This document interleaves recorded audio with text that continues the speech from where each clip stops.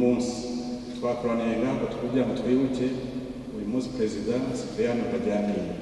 Tumwibuka kuko dufise ako gatima ko kwemera ko uwumwemera atazokwigera apfa. Si upfa kukwicira gusa kuko biramukiwe, kuko ariho bigezweho, ubuvyemera akabikurikiza bigatuma nawe mu buzima bwiwe yigenza nk'uko Umukama bishaka. Uwo niwe rero atazokwigera apfa, nivyo yatwemereye, nivyo dusabira uyu muhisi perezida Cyprien Ntaryamira n'abandi bose.